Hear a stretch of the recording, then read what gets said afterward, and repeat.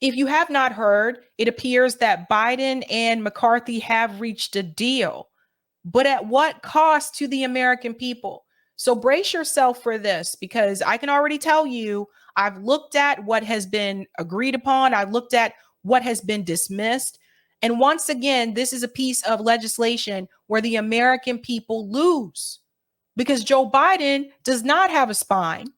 Despite what mainstream media will tell you about Joe Biden moving to the left, he is not moving to the left. We've told you before that Joe Biden is more like a Republican than he is like a Democrat. And at the end of the day, Joe Biden and Kevin McCarthy support big money interest. And that's what it came down to in reference to this debt ceiling as well. Let's go ahead and share this clip and we'll get into it. Let's dive right into the news. And we begin this morning in Washington, where a deal has finally been made over the debt ceiling. We've got good news. Just spoke with Speaker McCarthy, and we've reached a bipartisan budget agreement that we're ready to move to the full Congress. It takes the threat of catastrophic default off the table, protects our hard-earned and historic economic recovery, and the agreement also represents a compromise, which means no one got everything they want. But that's the responsibility of governing. We know at any time when you sit and negotiate within two parties that you got to work with both sides of the aisle. So it's not 100% what everybody wants, but when you look, the country is going to be stronger. This is going to be transformational, where Congress is literally going to vote to spend less money this year than we spent last year. Basically, long story short, what that means when they say that no one got everything that they wanted, that means that the American people lose. It's not just about what the Republican Party wants, what the Democratic Party wants. At the end of the day, we did not get what we wanted.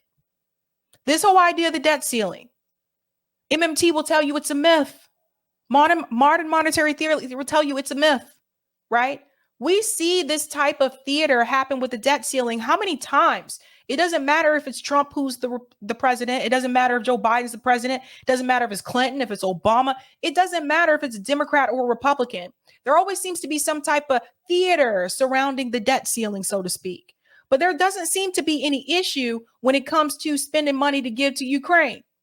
There doesn't seem to be all of this theater when it comes to giving billions of dollars to Ukraine. All of a sudden, both parties can get on board for the most part, with the exception of a few individuals. And they have no problem increasing that defense budget and shelling out that money to another country. But as soon as you start to ask them to give money to people in this country, in the United States, all of a sudden, red alarms go off. We got to pause the button. We got to hit the brakes. We can't give the money to the American people. And that is by design. The House will likely vote on the bill Wednesday, and then the Senate should take it up shortly after. If passed, the United States should be able to avoid default. The agreement, as is, would raise the debt ceiling until 2025, which means the government should be able to pay its bills until after the next election. Under the agreement, domestic programs will see an inflation-adjusted reduction, but those cuts would be mitigated by redirecting funding from the IRS and other areas that House Republicans wanted to claw back. Pause. I want you to look at this for a second. Number 2, 1% cap on non-defense spending increases for the 2024-2025 fiscal year. Notice it says non-defense. Notice there's no cap on defense spending. And this is a common problem that we continue to raise. Whenever they talk about restricting funds, whenever they talk about placing caps and restrictions in reference to how the government is going to spend their money, it is never an issue when it comes to the defense budget. We have a defense budget that's over $800 billion. We're not even at war. And I've watched this budget increase over the years. This is ridiculous. This is the highest it's ever been. And it continues to increase. So there never seems to be a cap on that. Let's go on. Clawback of unspent pandemic funds. Expand work requirements for certain adults on food stamps. This is going to be a big one for a lot of people. What if you are on food stamps because you are disabled? If you have disability and you can't work because you're disabled and you get a disability check, which is not much, contrary to what you may believe. I know people on disability, and you have food stamps. Now, people that we know who are disabled, they may have to prove some type of work. They may have to work in some way, shape, or form. This is ridiculous. Again, no cap on the defense budget, though. Rescind some of the new funding to the IRS from the Inflation Reduction Act. There shouldn't have been funding sent to the new funding sent to the IRS in the first damn place. That was just to punish working class people.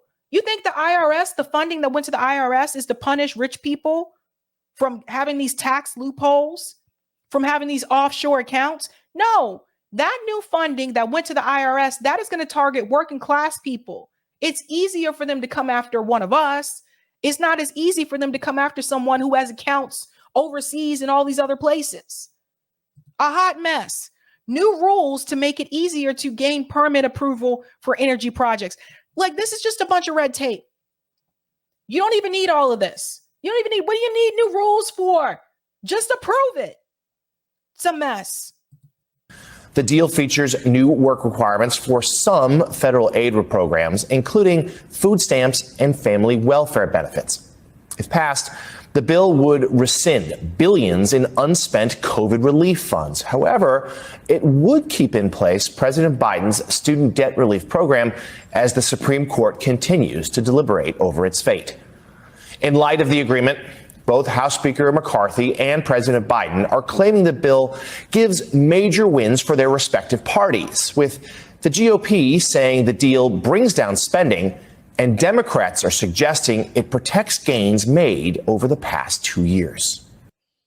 Major wins for both of their political parties. Notice how they frame it.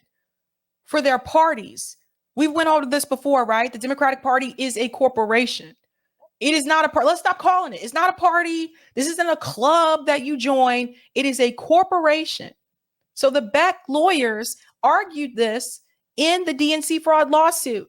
Attorney Bruce Spiva came forward during the DNC fraud lawsuit and told them, guess what? The DNC, this Democratic Party, this is a private corporation. This is not like, I don't know, the Key Club. This is not like Habitats for Humanity. This is a corporation. So when he says major wins for both their parties, I want you to change that framing in your mind. And I want you to hear major wins for corporations, because that's really what it is. Meanwhile, the deal to raise the debt ceiling is facing some criticism from both sides of the aisle.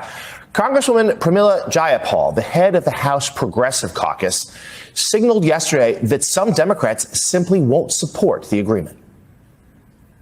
Democrats watching right now at the White House, your friend Hakeem Jeffries, others, do they still have to worry about the Progressive Caucus and whether or not your caucus will support? Yes, they do. Okay, Congresswoman Jayapal, thank you so much. Yes, they have to worry. Yes. Yeah, they have to worry. Okay. And on the Republican side, GOP Congressman Chip Roy, a member of the House Freedom Caucus, offered his own colorful criticism of the bill and vowed to try to stop it from passing. Despite the objections from some of these Freedom Caucus members, Speaker McCarthy says the majority of Republicans are on board. We did a conference call with our conference, and over 95% were overwhelmingly excited about what they see. Members will react to whatever rumor you guys are writing about. Let's let the members actually read the bill before they make a decision to go forward. Joining us now, co-author of the Washington Post's Early 202 newsletter, Leanne Caldwell, congressional reporter for the New York Times, Luke Broadwater, and chief White House correspondent for the New York Times, Peter Baker. Thanks to all. Before we get started, look at who they invited on to have this discussion.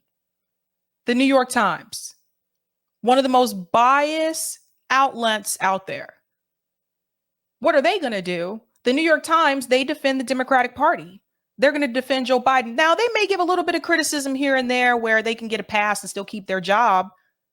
But look at who they invite on to have the discussion. All of you for being with us. Leanne, let's start with you. Just Walk us through the last 48, 72 hours as to how we got here. How did this agreement finally get nailed down between the president and the House Speaker? So there was obviously these negotiations that were going on for really intense negotiations for more than a week. It was hit or miss for a long time. But then the White House team of Shalonda Young, the OMB director, Steve Ricchetti, who's a top White House advisor, and Louisa Terrell were talking with Patrick McHenry, a Republican from North Carolina, and Garrett Graves, a congressman from Louisiana. And, you know, with the way that this deal finally came together is that they realized how they could find 218 votes. They had to go through every single issue and try to come up with the best possible scenario and combination of policies that they think could pass the House of Representatives. And that's ultimately the key here. Now, what they did not do is they did not go back and forth between their members during these negotiations and back to the negotiating table. They were negotiating based on what they thought their members would be able to support. And now what they have to do is they have to sell this plan, this deal, this legislation to their members. And that is what has been going on, especially on the Republican side for the past 24 hours. Now, she's from the Washington Post. Think about what she just said. They had to sell this deal. They had to sell it. A lot of what we see happen in reference to Congress, it's just exchanges. It's like they're salespeople. Let me sell you on this. Let me sell you on that. That's all it is. But again, look at the people that they brought on. Washington Post, New York Times, people who control the narrative in reference to the Democratic Party.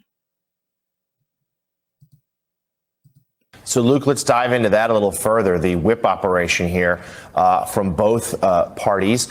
Where do things stand? The two sides, at least publicly, yesterday suggested that they feel confident that they'll get the votes needed. But we know that there's some holdouts and some real resistance both sides of the aisle. Tell us where we are, and are they going to get the magic number?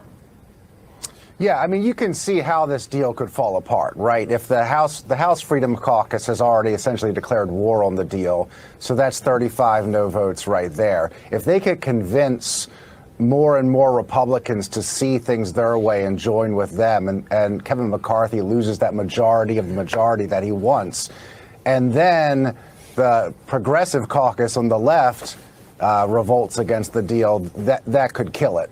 That said, as of right now, Kevin McCarthy is shoring up support from the center. You saw that the New Democrats came out in favor of the deal yesterday. That's 100 votes right there for it. And you're seeing a lot of statements from centrists and establishment Republicans in favor of the deal. So it does look right now that Kevin McCarthy does have momentum in getting the votes he needs. Remember, he doesn't need every Republican. He just needs a majority of them, and then they need a majority of the Democrats to stand with it as well. And the Democrats are doing a fair amount of whipping as well. Certainly the White House is, and it does seem like they're getting more and more support among Democrats for this compromise. This gentleman says centrist, left, progressive. Let's just call it what it is. At the end of the day, they're all corporate.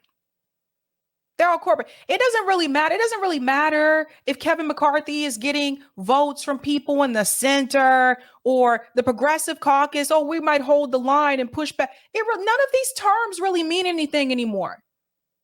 This is what people have to really understand. None of these terms really mean much as they used to, because at the end of the day, they're all a part of corporate parties. Even Bernie Sanders, who is a so-called registered independent, he still caucuses with the Democratic Party. So at the end of the day, you can say Bernie's corporate too. None of these people really hold a line to the point where it's going to threaten their political career. None of these people hold a line to the point where it could mean that they could lose their district, just like the Democratic Party did to Dennis Kucinich, where they redrew his district so he wouldn't have one. None of them. None of them are real fighters. Most of them, for the most part, they're just there to keep a seat, get paid, and they like the perks that come along with the job. They're not real fighters. Even the ones that we put in there to be the fighters, the regressives that we're calling them now, they're not fighters. If they were really fighters, they wouldn't be there. They would get rid of them just like they got rid of Dennis Kucinich and Cynthia McKinney. Now, I want to show you something from the Wall Street Journal because they actually summed this up quite beautifully. What's in the debt ceiling deal? So we're going to hit on a couple of points here.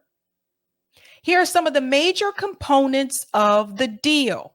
Let me make sure and click on it there. Oops, I think I did that wrong. Sorry. Sorries. Let's see if I can go back. There we go. Okay. The deal holds, listen to this, non-military spending roughly flat for the 2024 fiscal year from this year. After factoring in some appropriation adjustments, the deal sets a 1% cap on spending increases for the 2025 fiscal year. Again, that's non-military spending. Listen to this. Military spending in fiscal 2024 would be roughly at the level of Biden's fiscal 2024 budget request, a 3% increase to the $886 billion. So they're giving the military industrial complex, they're giving the defense budget more money. It's already over $800 billion. So they can increase the budget when it comes to the military, but they can't increase the budget when it comes to the American people. They're going to take money away from you. They're going to cut food stamps. And for people come to me and say, well, people shouldn't be in that position to where they need food stamps. Bye-bye. You don't know why someone could be in that position where they need food stamps. Not everyone who needs food stamps chooses to live in poverty, chooses to be poor. We need to get this idea of welfare queens out of our heads, which a lot of people still believe in. Not everybody is in that situation. Some people are on food stamps because they're disabled. They're on disability. They cannot work. 100% disability. There's different percentages that you can get with that. This is what people have to understand. Do not come to me with poverty as a state of mind. No, poverty is an experience. That is what you're experiencing at that point in time. If you are born in poverty, it is very hard to get out of it. It is a cycle that continues to repeat. Most people don't get out of it without any type of help. So this is embarrassing that you should see 3% increase to $886 billion military spending. Because they always have money for that. Let's go on. I'm going to skip that part because you already heard that. IRS funding. The deal would cut up to $21.4 billion of the IRS funding that they had planned to send to the IRS. I called BS on that from the get-go. The IRS does not need more money. Let's go down. Pandemic aid. The deal claws back about $30 billion in unspent money that Congress passed to battle the pandemic. And, part of this one is a big one. Because, some people have already been removed from Medicaid. Once the emergency status was lifted by President Biden, that actually kicked people off of what little bit of insurance that they had. So now you have more people who are uninsured. By the way, Joe Biden, where is this extension of Obamacare? Where's this healthcare plan that you supposedly had? But people want to complain about pushing for universal healthcare. This is a big one, is the work requirements. The White House agreed to a key GOP demand, tightening work requirements for federal aid, primarily by temporarily raising the age of people who must work in order to receive food aid through SNAP. So increasing the age for people to work. The tentative deal would largely require able-bodied, low-income adults without dependents between the ages of 18 and 54 to work to receive food aid, up from the current top age of 49. Currently under rules resuming in all states by July, these adults can receive benefits for no more than 3 months within a 3-year period. unless they are working or enrolled in a work program. First of all, define able-bodied. What does that mean? Some may say, well, it means people who are not on disability, people who can physically work. What do you mean by that? There are people who are on disability that physically, they look fine. Physically, it looks like there's nothing wrong with them. So they need to break down, what do you mean by able-bodied? The other piece here, let me highlight this. Currently, under the rules resuming in all states by July, these adults can receive benefits for no more than 3 months within a 3-year period, unless they are working or enrolled in a work program. What kind of mess is this? I'm sorry. You can't receive any SNAP anymore. The best that we can give you, 3 months within a 3-year period. So you might want to stretch that out, maybe 1 month a year. Otherwise, if you want more, you have to be working or enrolled in a work program. What is this going to do? Again, when we talk about people who are on disability, not everyone on disability physically looks like they are disabled. What about people who don't have 100% disability? What about people who have like 85% disability, 90% disability? Now they got to go out and look for a job.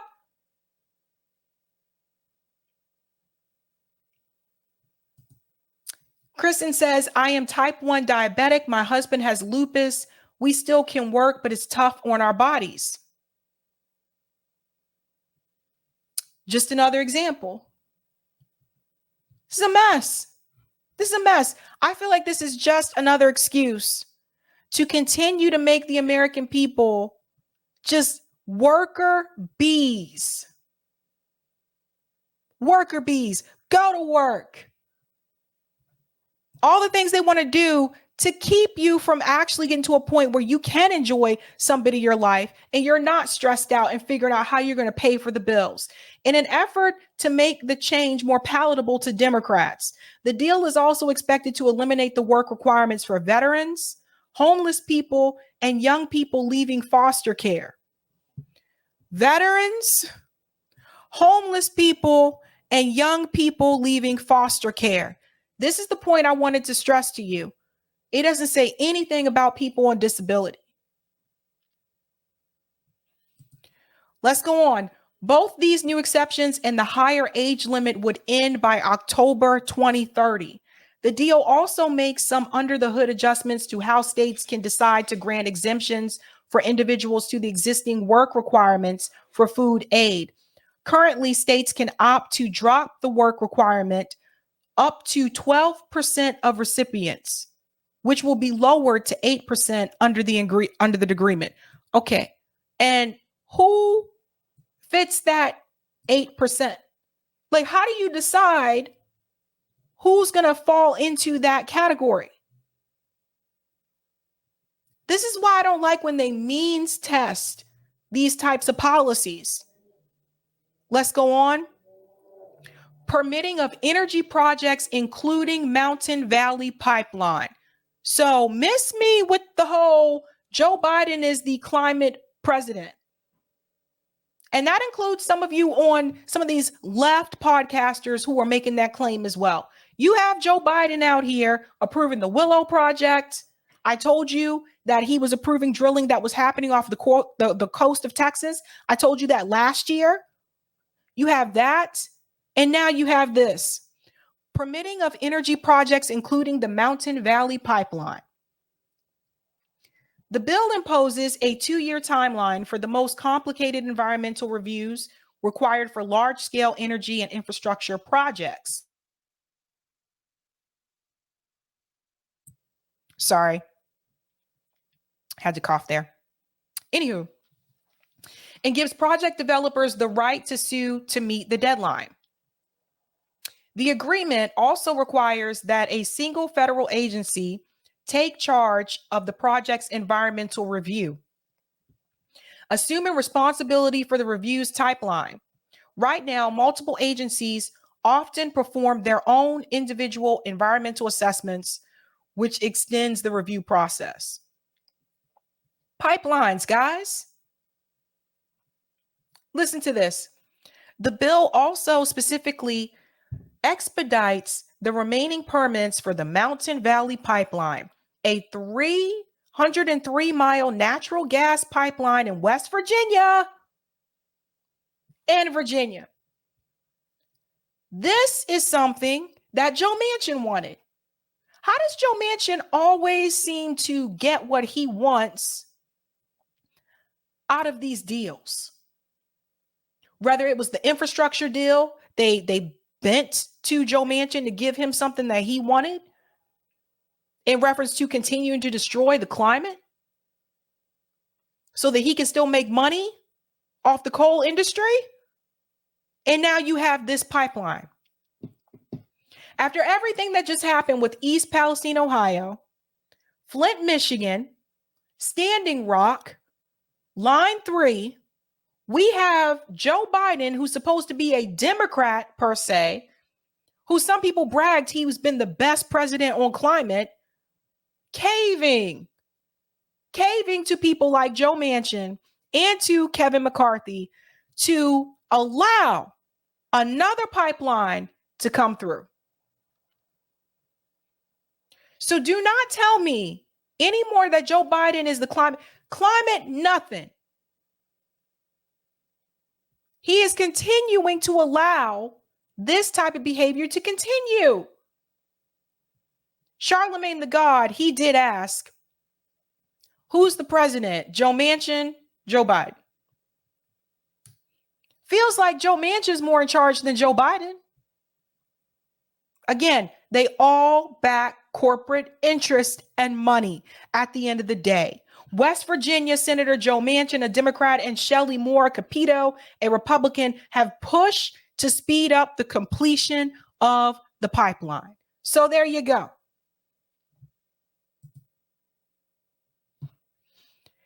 When they brag about bipartisan legislation, I always know at the end of the rainbow, there was something in it for Joe Manchin. Common Dreams actually has a great article about this, the Mountain Valley Pipeline.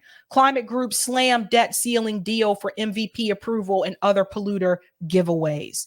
This agreement is far from a compromise, said one campaigner. It's a surrender to big oil and Republican hostage takers in Congress. It's not even just like the Republican hostage takers part to me. Like that's not even the big deal. The big deal is the fact that both parties support big oil. Let's go on. In exchange for an increase of the United States government's arbitrary debt limit, the Biden administration betrayed the American people. That's right. By accepting a deal that requires the approval of all remaining permits for the planet heating Mountain Valley Pipeline and weakens the government's ability to stop further pollution causing projects. Environmental protection groups warned that the text of the so-called Fiscal Responsibility Act of 2023, which, if approved by Congress in the coming days, would hold federal non-military spending at its current level in the coming year and increase it by 1% in 2025, includes a colossal error by the Biden administration. I just want to correct something here. It's not an error. They know exactly what they're doing. So you have to stop making excuses for Joe Biden and the Democratic Party. They know exactly what they're doing.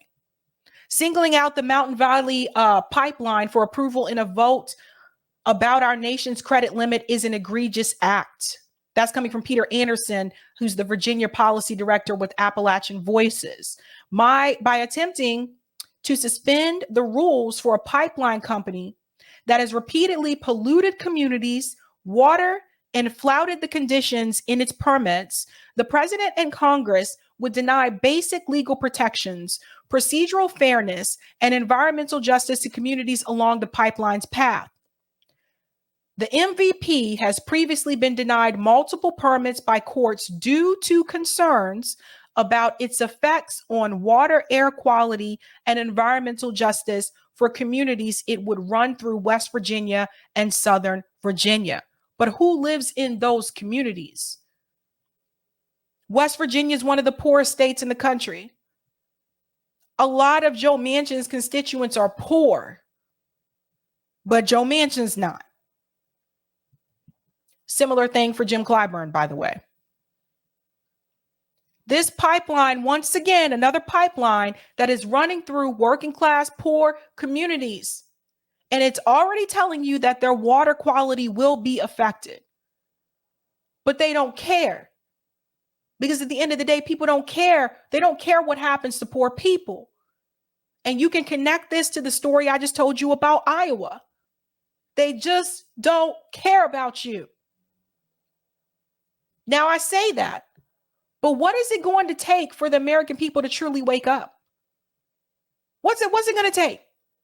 Joe Manchin is not going to rescue you, but you guys continue to vote for this clown. Joe Biden is not going to save you.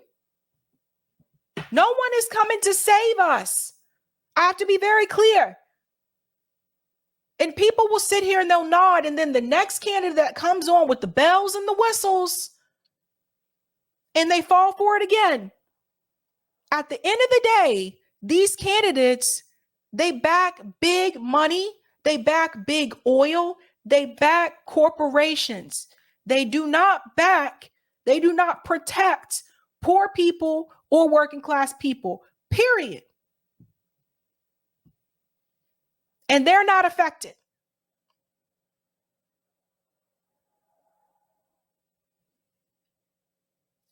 $2024 is just around the corner, you guys. Just around the corner. I don't know what to tell you. But if you guys, like, honestly want to give Joe Biden a chance again, I don't know what to say. I don't know what to say. What it's going to take for people to get out in the streets and say, no, we will not participate in this. I don't want to know what it's going to take to tell people that there is no lesser of two evils. Evil is evil. That's like being sort of pregnant. I don't know what it's going to take. But this has been an absolute disaster. Biden administration has been a disaster.